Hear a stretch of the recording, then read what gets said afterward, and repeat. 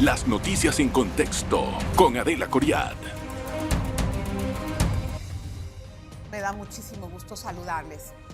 Por varios días, por más de un mes, Bocas del Toro ha sido una provincia que ha estado en boca de todo el mundo. Primero con paralizaciones del sector bananero, después con un arreglo que se hizo en la asamblea por la exigencia del sindicato para pasar la ley especial que ellos argumentaban les afectaba con las reformas que se hicieron a la ley 462 de la Caja de Seguro Social. Una vez que terminó eso, hubo un arresto del mismo dirigente sindical y de ahí entonces en adelante Bocas del Toro quedó prácticamente en manos de grupos que no podemos definir nosotros. Los ha definido el gobierno como vandálicos, los ha definido el gobierno como pandillas asociadas o alimentadas, financiadas por grupos políticos con intereses en particulares.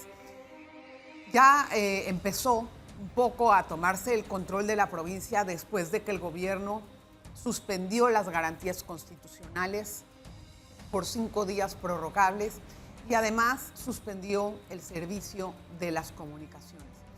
Este programa lo que va a tratar de entender y de explicarles es qué significa para el gobierno haber llegado a esta medida para poder controlar una provincia y entender también que el riesgo de más adelante de tomar decisiones tan acaloradas o tan polémicas con respecto a temas que van a volver a la palestra pública, como la mina y otro tipo de temas a los que el presidente se ha comprometido en campaña, va a necesitar cambiar la estrategia del Ejecutivo de alguna manera, en el sentido de que no podemos llevar el país de explosión de un lado a otro lado o a otro lado por inconformidades que se puedan sentir del pueblo. Le voy a presentar hoy a nuestro invitado, Juan Carlos Araúz, abogado penalista con mucha experiencia, expresidente también del Colegio Nacional de Abogados, a quien recibo. Gracias, Juan Carlos, bienvenido. Muchísimas gracias por la oportunidad, Adelita. Mire, si en este momento tuviéramos que decir por qué el gobierno llegó al punto de suspender las garantías constitucionales en Bocas del Toro para poder tomar el control de la provincia, después de 2 meses prácticamente que la provincia estuvo con múltiples cierres alrededor de todas las vías y que se permaneció así a la espera de un buen resultado de una ley, según lo que entiendo, de una ley que mejorara las condiciones de los bananeros, que ya los bananeros ahora no tienen actividad tampoco, dicho sea de paso. Yo creo que podríamos comenzar indicando que haber llegado a utilizar la herramienta del estado de emergencia, de urgencia, implica mirar las responsabilidades de las distintas instituciones. Es decir, si la institucionalidad panameña hubiese operado desde el principio, advierto, por ejemplo, Ministerio Público, de hechos públicos y notorios en donde debía registrarse el inicio de una carpeta en relación a hechos que excedían el ejercicio del derecho a protesta, quizás la situación no hubiese desembocado en tal como reconoce el propio decreto, que es la pérdida de control o la pérdida de gobierno en una provincia. Es decir, el gobierno reconoce en su decreto que hubo un descontrol al cual no le podía hacer frente. Pero ese frente implicaba decisiones anteriores del propio gobierno que no hubiesen desbordado las circunstancias en convertir Bocas del Toro una provincia sin ley ni orden. Entonces, dicha esa expresión de que es el propio gobierno el culpable de la omisión y la institucionalidad panameña, ahora lo que surge es la reflexión de cuándo este estado de urgencia puede ser vuelto a utilizar como un comodín ante la omisión de funciones. Es decir, lo grave de esto es que disminuir las garantías constitucionales es un hecho tan relevante que es la primera vez en la época democrática que se utiliza una fuerza tan coercitiva como eliminar las garantías, y que será ahora, posterior a la judicialización de muchas cosas, que se verá en dónde estaba, digamos, las verdaderas omisiones. Entonces, el reconocimiento primario de que es el gobierno no administrando adecuadamente una situación que requería intervención directa en la población, porque la población ha asimilado, Adelita, que protestar es parar el país. Y esa equiparación desnaturalizada me lleva a mí a la reflexión de lo siguiente. Siempre en este país lo político ha estado por encima de lo jurídico y nos hemos ido engañando que el Estado de Derecho existe para ciertas cosas, pero para las otras simplemente lo desplazamos. Hechos como este ponen de relevancia una reflexión total, no solo del gobierno, de la sociedad, porque la sociedad tiene que aprender a que el derecho de protesta no es perturbar la convivencia en paz social, también el mostrar otras formas de su disenso en muchos puntos, pero es un tema en el que pone el debilitamiento o la terminación de una época. Es decir, Panamá vive la terminación de una época de cómo conceptualizamos el Estado de Derecho y eso es la materialización de un estado de urgencia. O sea, lo que el gobierno quiso de alguna forma, en vez de intervenir y causar más problema con las vías, por lo que ha dicho el presidente en las comunicaciones semanales, es darle un espacio, una ventana para poder hacer las negociaciones de la ley. Eso es lo que yo había entendido. Y que habían ido un grupo de ministros, no olvidemos esa intervención del gobierno para poder lograr apaciguar las aguas y que volvieran a abrir las carreteras. Eso apostó el gobierno en ese momento. Sí, pero desde el punto de vista de lo que es fuera del mundo de lo jurídico, se encuentra eso, el diálogo directo, el escuchar a los manifestantes, tender un paso, un puente de comunicación. Sin embargo, es el gobierno el que tiene acceso a información de inteligencia cuando los movimientos empiezan a tornarse de forma más hostil, más violenta. Es decir, la información de que esos grupos estaban siendo invadidos por células con otros propósitos, advertía semanas anteriores una forma de conducta que no podía dejarse pasar. Ya, entendí el punto. O sea, que habría que poner más atención a la inteligencia de lo que estaba saliendo de ella para poder anticiparse. Preservar el ordenamiento jurídico es simplemente actuar rápidamente, porque de lo contrario, vuelvo y repito, hundir el botón de un estado de urgencia es reconocer que no tengo nada, no tengo control. Sin embargo, semanas previas habrían advertencias que podrían haber disciplinado y el Ministerio, vuelvo y repito, el Ministerio Público mucho tuvo que ver en todos los hechos públicos notorios, la información de seguridad que se maneja en torno a eso, habría implicado un comportamiento neutralizador de esos focos que luego se convirtieron en el motivo de la declaratoria. Voy a hacer la pausa, vamos a regresar enseguida. Vamos a conocer qué y qué no se puede con la suspensión de las garantías individuales, constitucionales, y qué tipo de recursos puede emplear, por ejemplo, una persona que ha sido detenida en estas circunstancias, por ejemplo. Una pausa. En breve regresamos con En Contexto. Gracias por continuar en sintonía. Hay cosas importantes que debe hacer cada uno de las instituciones que están involucradas en tratar de preservar la paz y pues el bien social o la convivencia social del país. ¿Es factible hasta qué punto alargar la privación de medidas constitucionales en este caso? Desde la actuación del Ejecutivo, la Constitución lo limita a 10 días.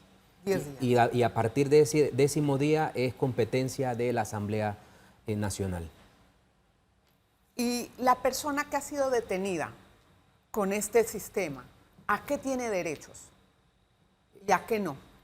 Primero, o sea, de acuerdo al artículo constitucional existe una disminución de los derechos. Sí, se presupone, alguna debe de tener, ¿no? Se presupone que estas intervenciones deben ser rápidas para disminuir la situación que creó la alteración y que creó la ingobernabilidad. Es decir, tan rápido como la Policía Nacional entienda que ha disipado el foco de controversia o los cabecillas o los líderes del movimiento que estuviesen generando intranquilidad social.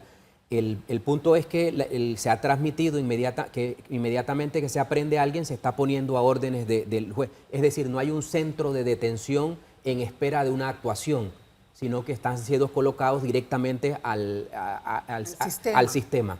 Entonces, hubiese sido distinto, por ejemplo, que el gobierno hubiese dispuesto un gimnasio de una escuela en donde todos iban a ser retenidos hasta pasado varios días. Eso hubiese podido convertirse en el periodo de los 10 días, inclusive, de no ser puesto a órdenes de una autoridad, porque las reglas del debido proceso, que implican 48 horas para ser dispuesto ante el juez, estarían, digamos, suspendidas de acuerdo al artículo constitucional. Pero en eso creo que la Policía Nacional está siendo muy mesurada, es decir, toman a alguien, lo aprenden y lo trasladan ante la autoridad. Efectivamente. Cosa que es buena. Pues, claro, porque este estado de urgencia requiere que el gobierno se comporte con prudencia para evitar excesos y arbitrariedades que determinen luego otro tipo de fractura en la sociedad. Había un debate en algunas redes sociales sobre el habeas corpus, que cabe o no cabe. Cabe, es decir... ¿Sí cabe?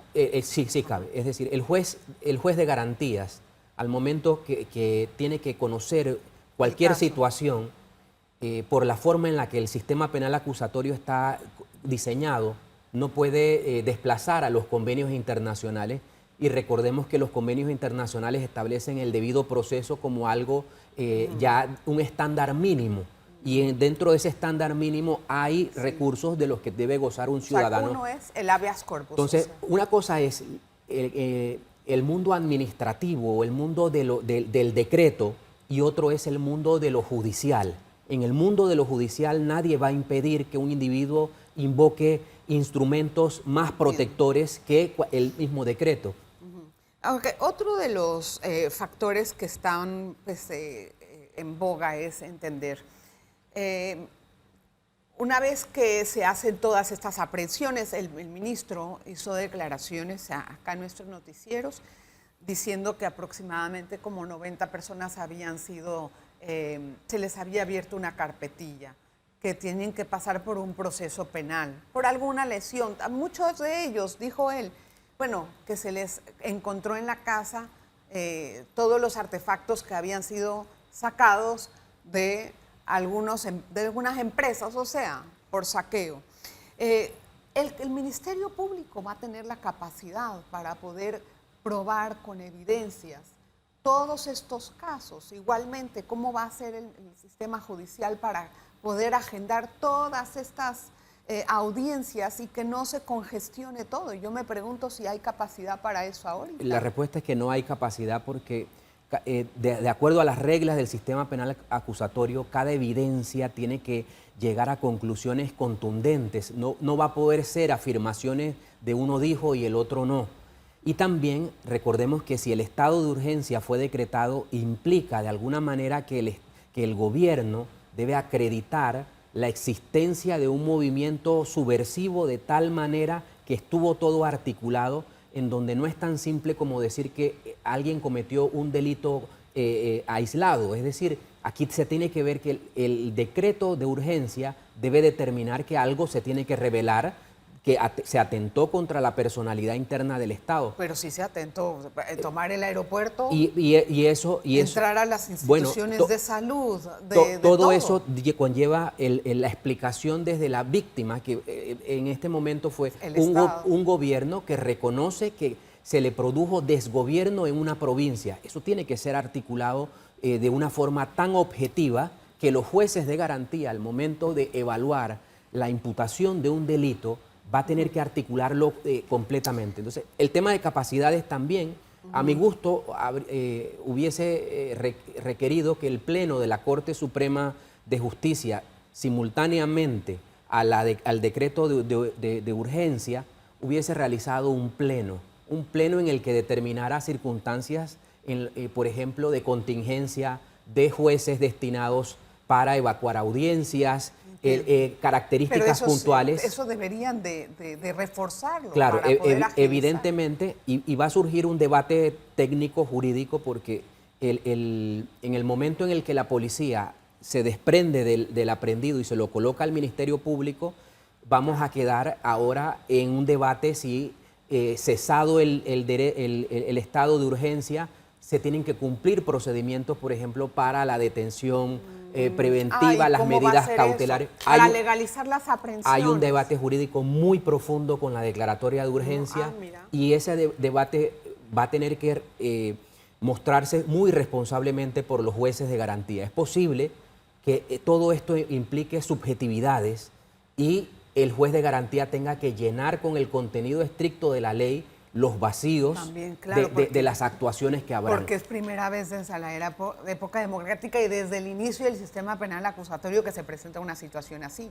O sea, que no hay jurisprudencia anterior. Y por eso yo quiero dividir. Una cosa es el mundo de lo político y el mundo de lo judicial. Claro. Y en el mundo de lo judicial yo no puedo tener expectativas subjetivas, sino que todo esté perfectamente articulado. Voy a hacer la pausa. Al regresar hablamos acerca de este tema y más cosas. Recuerde que inicia también la asamblea y puede ser que ahí también surjan modificaciones a la ley. Vamos a hablar un poquito acerca de esto.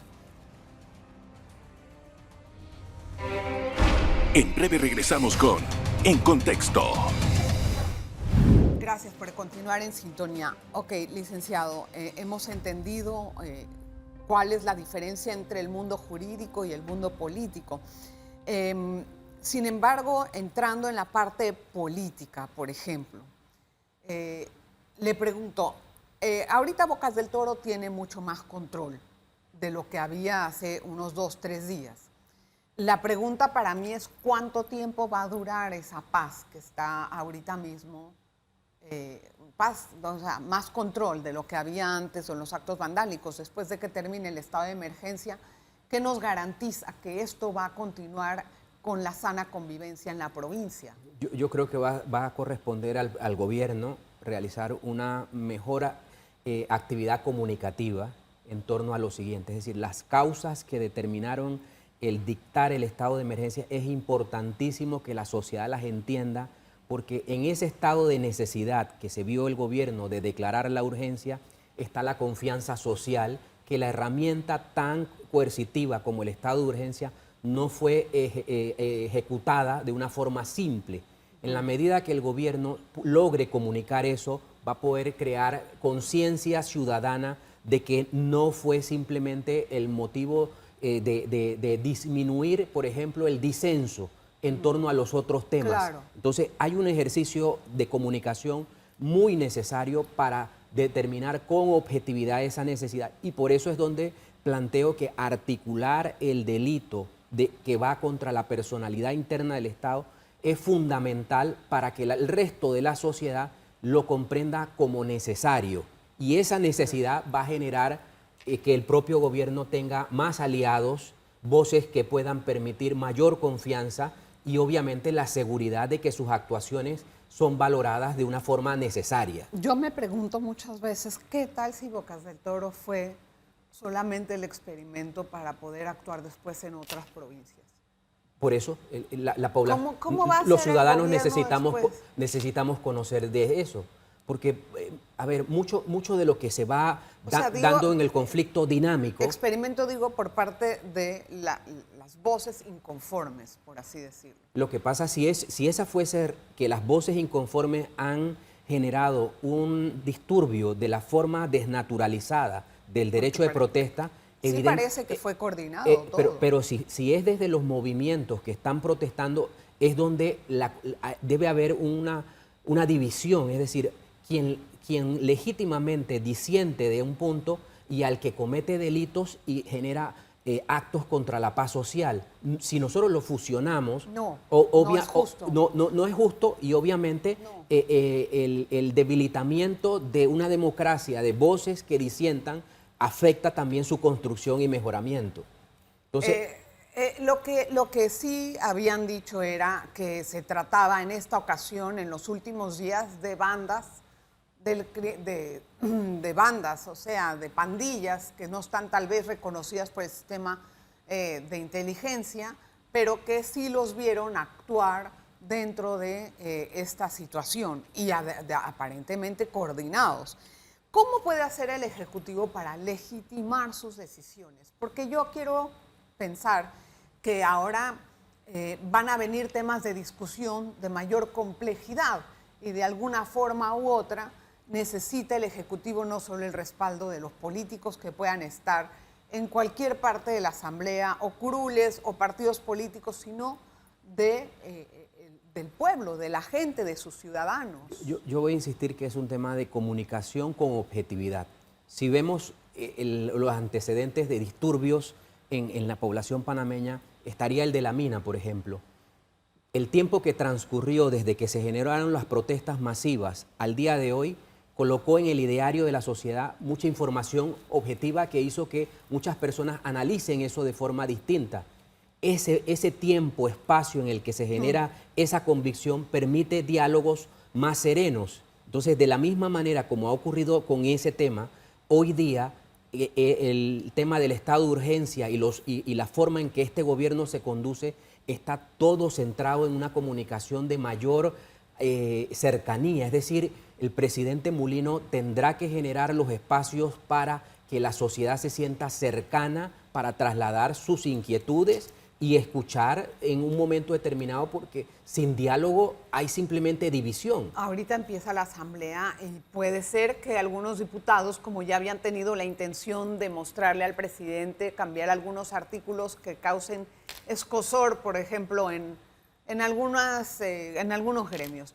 ¿Qué pasa si ocurre eso? O sea, ¿qué pasa si realmente en la asamblea que viene, en el siguiente periodo ordinario, se empieza a discutir un cambio a la ley del 462 que el presidente ha dicho que no va a sancionar? Entonces, yo creo que no debería pasar nada extraño, porque la asamblea no puede tener un comportamiento similar. Es decir, por eso son órganos distintos, de contrapeso. Es decir, lo natural es que se contradiga, se genere algún tipo de debate y alguien tenga un escenario de diálogo. Eso no es el problema es cuando después eso llegue al Ejecutivo y el presidente ha advertido ahora, bueno, hasta hace poco, que no iba a sancionar las modificaciones. Bueno, el presidente de la República, como responsable de conducir el país a mejores días, puede ejercer ese derecho a vetar la ley y simplemente es su expectativa, es su derecho constitucional, su prerrogativa, y el debate podría inclusive trasladarse a la Corte Suprema de Justicia,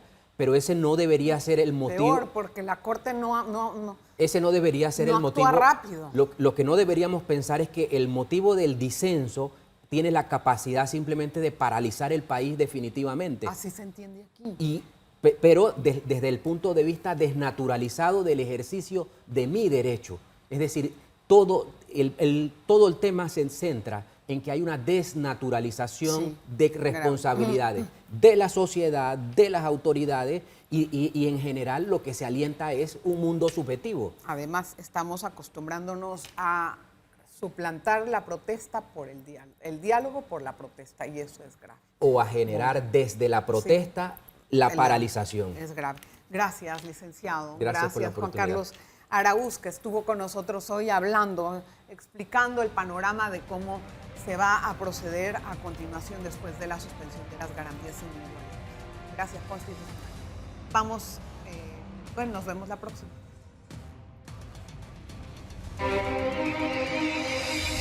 Las noticias en contexto con Adela Coriad.